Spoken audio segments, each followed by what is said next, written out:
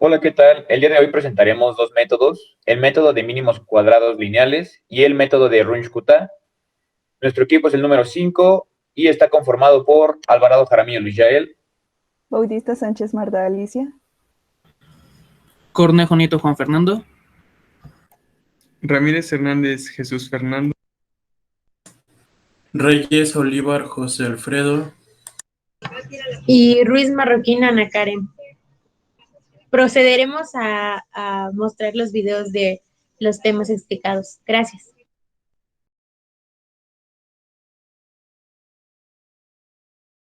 Comenzaremos por la historia. El método de mínimos cuadrados lineales tiene una historia que se remonta a los principios del siglo XIX. La creación del método de mínimos cuadrados lineales generalmente se le acredita al matemático alemán Karl Gauss, quien lo planteó en 1794, pero no lo publicó hasta el año de 1809. El matemático francés Adrien Marie fue el primero en publicarlo en 1805, pero en junio de 1801, Sachs, un astrónomo, publicaba las posiciones orbitales del cuerpo celeste Ceres, un nuevo pequeño planeta descubierto por el astrónomo italiano Piazzi. Sachs publicó varias predicciones de su posición, incluyendo una de Gauss, que difería notablemente de las demás. Cuando Ceres fue redescubierto por Sachs en diciembre de 1801, estaba casi exactamente en donde Gauss había predicho. En un trabajo brillante, Gauss logró calcular la órbita de Ceres a partir de un número reducido de observaciones. La terminología. Existen dos tipos de terminología. La terminología de regresión, que es usada por primera vez en el estudio de variables antropométricas, y la lineal, que se emplea para distinguirla del resto de técnicas de regresión. Bueno, yo les voy a hablar de qué es y para qué sirven los mínimos cuadrados. Es un procedimiento de análisis numérico en el que, dados un conjunto de datos, se intenta determinar la función continua que mejore su proximidad, proporcionando una demostración visual de la relación entre los puntos de los mismos. En una forma más simple, busca minimizar la suma de cuadrados de las distancias ordenadas entre puntos generados por la función y correspondientes datos. En este método se utiliza continuamente para analizar una serie de datos que se obtenga de algún estudio, con el fin de expresar su comportamiento de manera lineal y así minimizar los errores de la data tomada. En ese método nos basamos en la ecuación de la recta, que es la pendiente y el corte de la pendiente.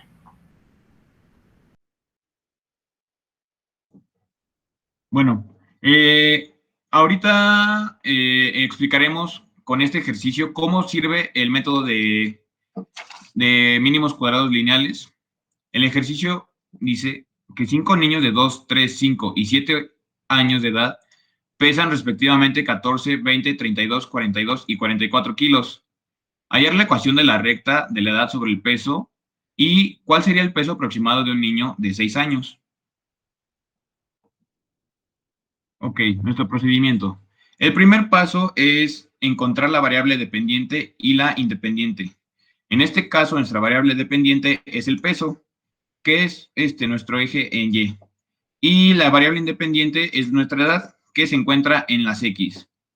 Entonces, tenemos que tabular los valores y hacer la sumatoria de la variable dependiente y la variable independiente. Después, en otra siguiente columna, se tiene que multiplicar la variable dependiente por la independiente y volver a hacer la sumatoria total. Y después, nuestra variable independiente se tiene que elevar al cuadrado y hacer su sumatoria. Para mayor comodidad, en otra tabla colocamos ya la sumatoria total de nuestros datos.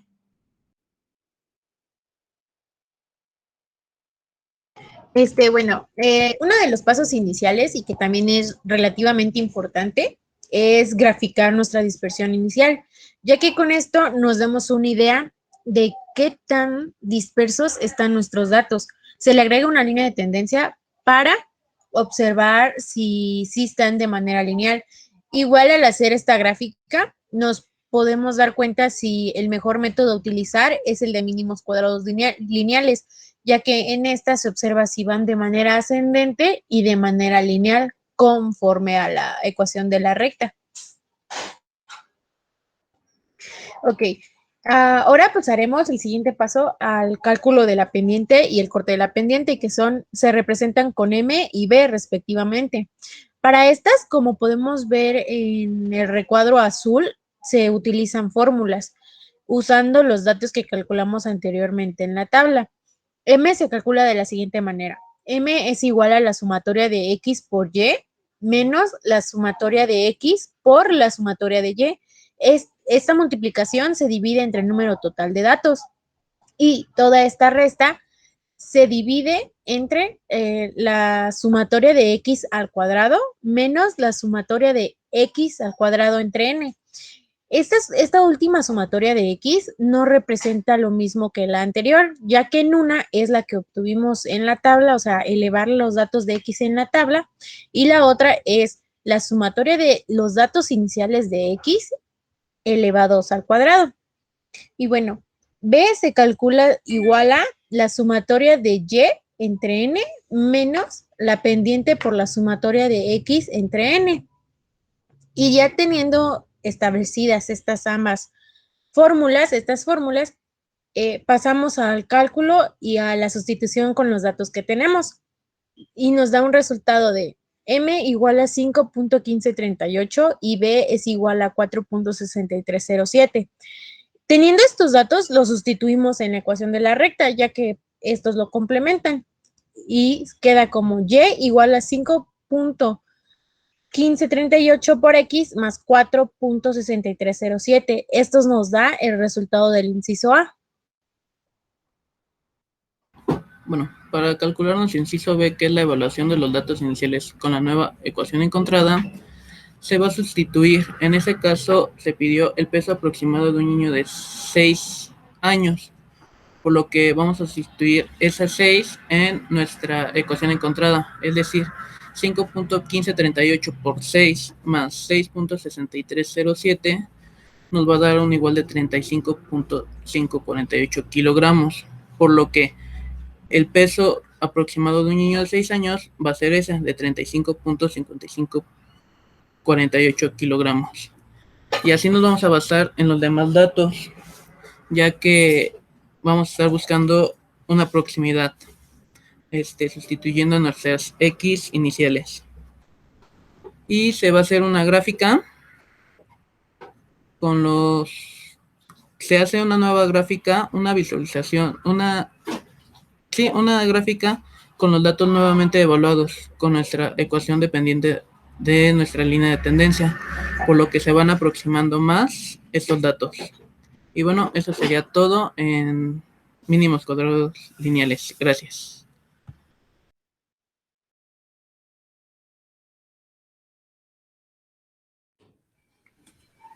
El método de Runge-Kutta. Vamos a ver algunos conceptos antes, como el de la ecuación diferencial ordinaria, o EDO por su abreviación. Es una ecuación que relaciona una variable independiente x y una función desconocida y en función de x, y las derivadas de y de diversos órdenes. Por ejemplo, y de primer orden, la segunda derivada de y la derivada enésima de y. Así llegamos a una expresión como la siguiente, en donde el orden de esta función será igual al diferencial de mayor orden de las derivadas que contiene esta ecuación. Por ejemplo, la serie de Taylor. Bien, estas ecuaciones diferenciales tienen diferentes soluciones. A pesar de ser una única ecuación, puede tener algunos valores que la cumplan. Así, para evitar esto, tenemos que introducir un problema de valor inicial, que como su nombre lo dice, es un problema que nos brinda un valor inicial. Esto soluciona a la ecuación diferencial porque esta ecuación tendrá que cumplir la condición de que su primer valor pues será el valor que nos brinden. Y es así como llegamos al método de Runge-Kutta. Es una ecuación diferencial que nos proporciona un valor inicial, Y como tal, el método de Runge-Kutta no es un único método, es un conjunto de métodos genéricos iterativos de resolución numérica de ecuaciones diferenciales. Decimos que es iterativo porque reproduce una y otra vez un mismo proceso. Historia. El método de Runge-Kutta se creó para tener una mayor exactitud que la serie de Taylor y evitar el cálculo de derivadas que se implica. El método fue diseñado por Carl Runge y Martin Kutta. Si comparamos, podemos observar que tiene similitudes al método de Euler. El método de Runge-Kutta, abreviado RK4, es el método más reconocido como una herramienta valiosa para el cálculo de las derivadas. ¿Cómo se obtiene? Considerando la forma genérica de una ecuación diferencial de primer orden, podemos decir que y' es igual a la función x, y, donde y' es igual a diferencial de y respecto a x. Cabe mencionar que una ecuación diferencial ordinaria de primer orden siempre se puede llegar a la forma y' mediante manipulación algebraica. ¿A qué nos referimos? Básicamente despejando a y'. Para poder estudiar y comprender el método de Runge-Kutta hay que tomar en cuenta los métodos de Euler y Euler-Gauss.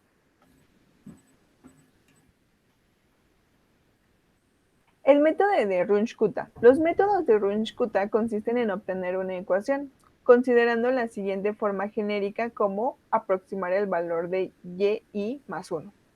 En el caso del método de Euler, para tener y más 1, normalmente decimos que h, que es el paso por la función x, y, eso lo decimos en Euler.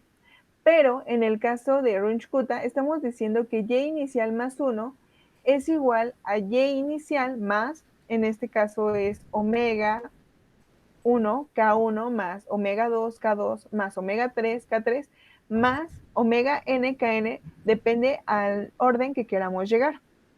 Para obtener las Ks que están aquí en esta ecuación, vamos a entender que K1, como lo acabamos de mencionar, está el método de Euler, tiene una similitud muy grande a él. K2 es h, que es el tamaño de paso, por la función x inicial más alfa 2h, y inicial más beta 2, K1.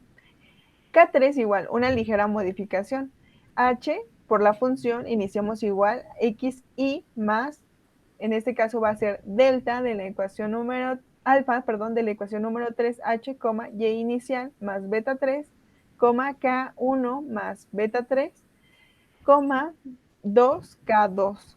Pero este K2 se obtuvo anteriormente de la K, que ya habíamos calculado, y K1, que igual ya habíamos tenido de las ecuaciones anteriores.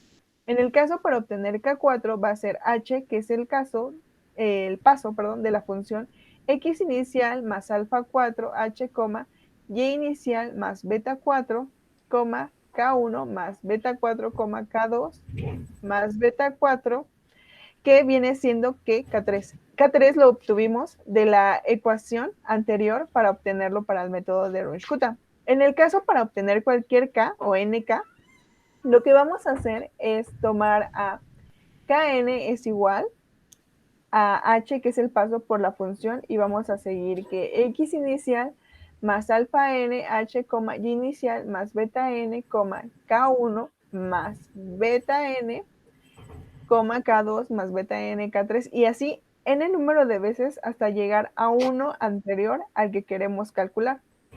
En este caso, cualquier K.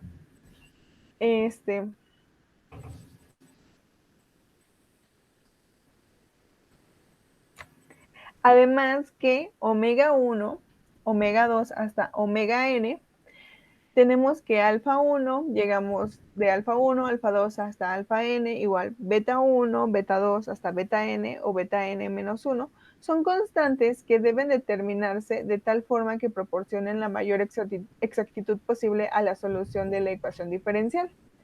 Podemos decir que todas las constantes dando el método ya tendríamos establecidas el valor de cada una. y solamente cambiaría el valor de K respecto a la función X, Y. Y de eso solamente tendríamos que sustituirlo en la fórmula. Cabe mencionar que hay muchos conjuntos de constantes y muchas familias diferentes de estos métodos. Como en este caso, en este video les estamos presentando esta familia o este tipo de métodos, pero hay muchos diferentes. Cualquier persona hasta podría proponer su método al expresarlo de diferente manera cada una de las formas. Pero bueno, el número de constantes K determina el orden del método. ¿A qué me refiero con esto? A que en el caso de Runge-Kutta de primer orden solo utilizamos una K, en el de segundo orden 2K, K1 y K2. En el tercer orden obtenemos 3K, K1, K2 y K3 hasta llegar a RK4, que ahí vamos a ocupar obtener 4Ks, que es K1, K2, K3 y K4. Conforme a eso es el orden de cada uno de esos métodos. Los métodos de Runge-Kutta de orden superior tienen un error menor al de Euler y Euler-Gauss, ya que se puede decir que Runge-Kutta es la mejora de cada uno de estos métodos. Con respecto a la aproximación con polinomios de Taylor, tienen la ventaja de que no requieren determinar ninguna derivada, sino únicamente la función x, y.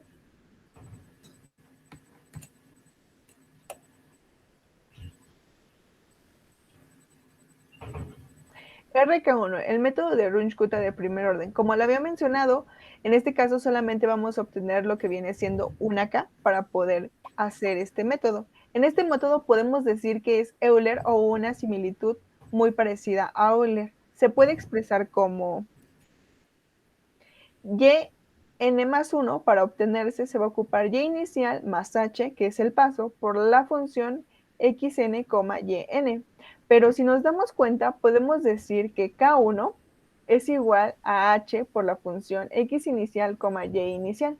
Teniendo esto en cuenta, podemos decir que K1 podemos sustituirlo en la primera fórmula y quedaría como y más 1 sería igual a y inicial más K. Y como recordatorio podemos decir que x n más 1 se obtiene con x inicial más el paso, que es h. RK2 o Runge-Kutta de segundo orden. Este método es equivalente al de Euler-Gauss y se expresa como y inicial más 1 se va a obtener con y inicial más 1 medio de K1 más K2. Para obtener las Ks que están en este método, se va a tener que K1 se va a tomar, o bueno, se va a calcular conforme a Euler, que es lo que ya habíamos comentado anteriormente. H, que es el paso por la función de x inicial, y inicial. En el caso de K2, vamos a tener una ligera modificación, que va a ser que K2 es igual a H, que es el paso por la función de x inicial más H, y inicial más K1. Y así nada más sustituimos en la función y lo obtenemos.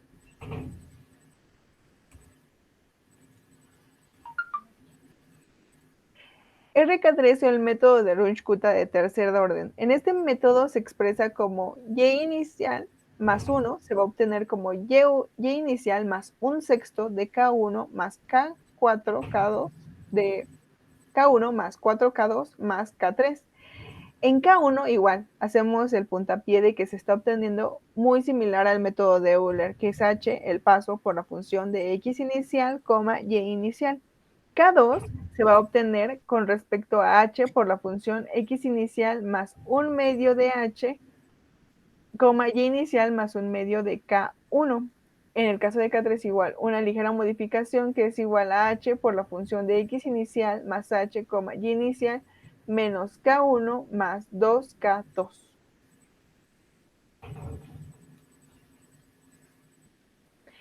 Terminando con RK4, el método de Runge-Kutta de cuarto orden por utilizar 4Ks.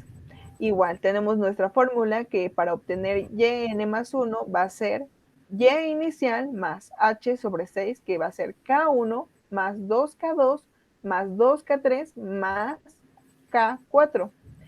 Igual, para obtener K1 va a ser como considerando el método de Euler, después modificación en K2, que va a ser que h es el paso por la función de x inicial más 1 medio de h, y inicial más 1 medio de K1. K3 es igual a h, que es el paso igual. Otra modificación que va a ser función de x inicial más un medio de h, y inicial más un medio de k2. Para obtener 4 igual se hace una ligera modificación, que va a ser el paso por la función de x inicial más h, y inicial más k3.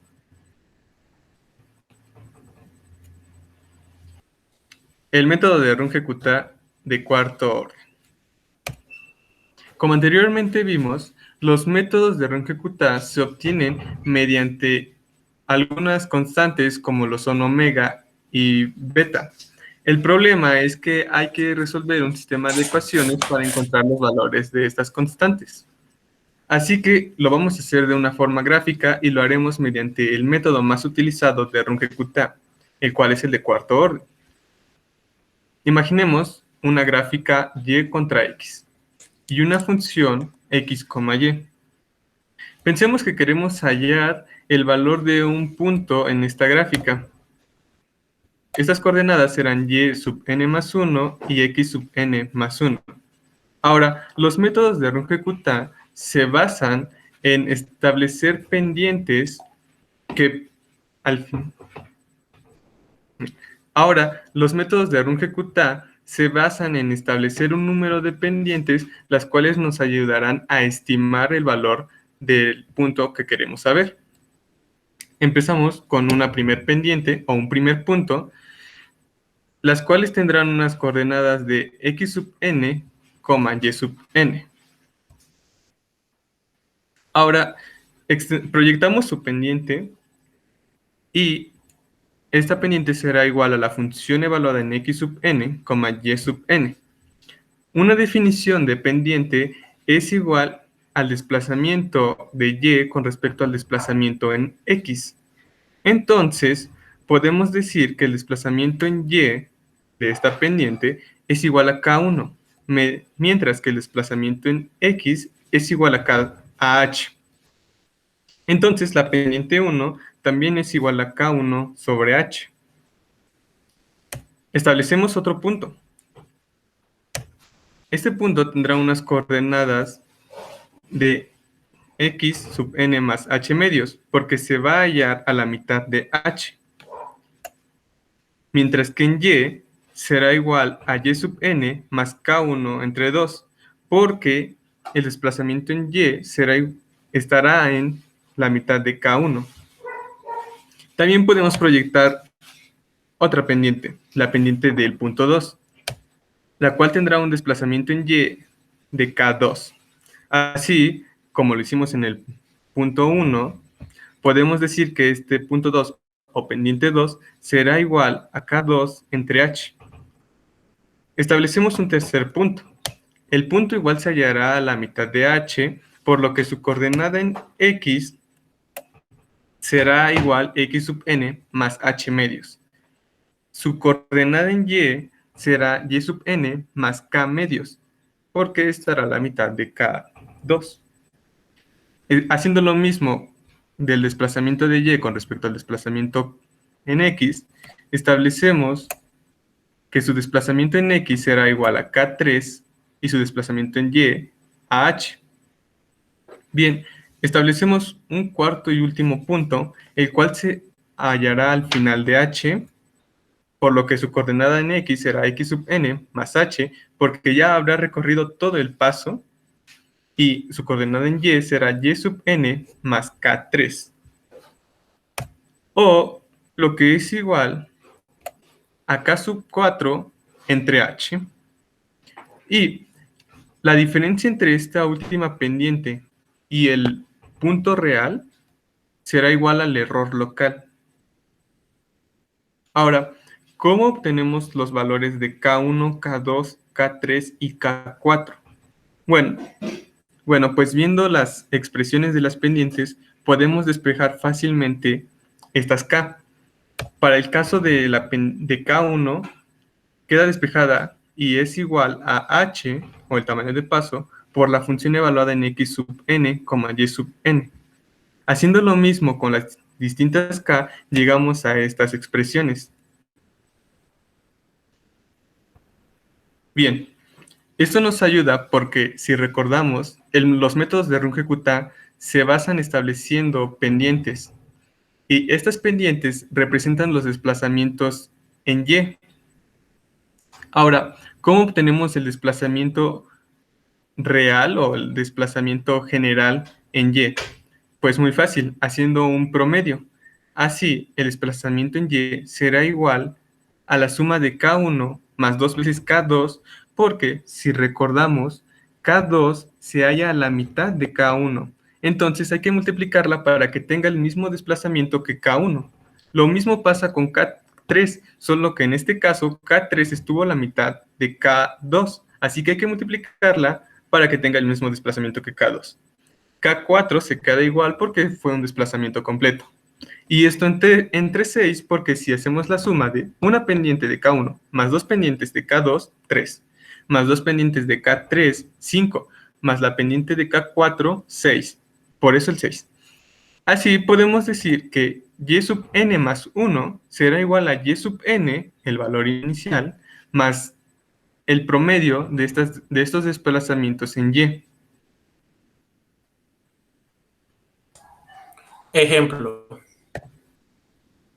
Usar el método de Ron-Kutta para aproximar dada la siguiente ecuación diferencial. Diferencial de y con respecto a diferencial de x, que es igual al doble producto de xy.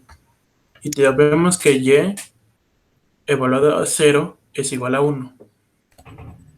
Primero identificamos las condiciones iniciales, el intervalo y la función.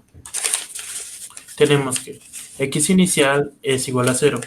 Y inicial es igual a 1, el tamaño de paso es una décima y la función de x, y es igual a 2, el doble producto de 2 de x por y. Para poder calcular el valor de y1 debemos calcular primero los valores de k1, 2, 3 y 4 respectivamente. Tenemos entonces para la primera ecuación que para poder sacar x1 tenemos que saber que y0, y inicial, más el tamaño de paso da a una décima.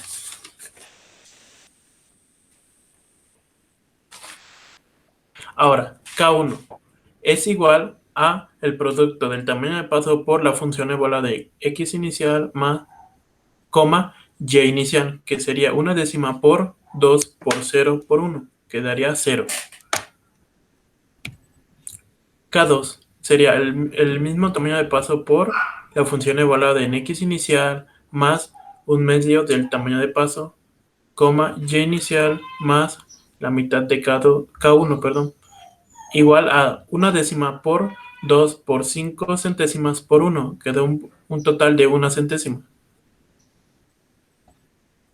K3, que sería el mismo tamaño de paso multiplicado por la función en x inicial más la mitad del tamaño de paso, y inicial más la mitad de K2, que sería como producto una décima por 2 por 5 centésimas por 1.5 milésimas, dando un total de 1005 milésimas. Y por último K4, que daría el mismo producto, el tamaño de paso por la función evaluada en x inicial más el tamaño de paso, y inicial más K3, dando como resultado una décima por 2 por una décima por 1.1005 milésimas, igual a 20.201 milésimas. Por lo tanto, para calcular y1 daría y inicial más la suma de K1 más el doble producto de K2 más el doble producto de K3 más K4 entre 6, dando el siguiente resultado. Después podemos observar, para mayor facilidad es un método iterativo y realizamos las siguientes iteraciones en computadora, tanto para Y1, Y2, Y3 y Y4, y por último Y5.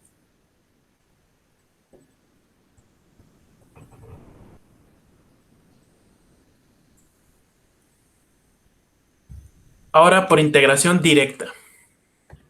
Observamos que es diferencial de y con respecto a diferencial de x. Ahora, para poder integrar, pasamos diferencial de x multiplicando y la diferencial de y dividiendo. Integramos a ambos extremos para poder dar el siguiente resultado, que sería el logaritmo natural de y, que es igual a x al cuadrado.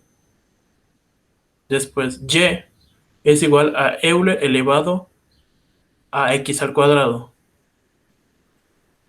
Y, para efectos más prácticos, mediante integración directa, tenemos el valor real y mediante integración con el valor obtenido con Roscutta, no es mucho la diferencia que podemos observar.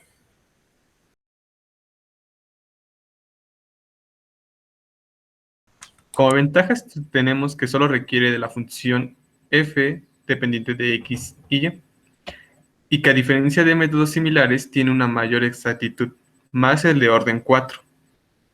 Como desventajas, es que para obtener cada y sub n se debe evaluar varias veces debido a que existen 4 pendientes, por lo que el consumo de tiempo es mayor que otros métodos.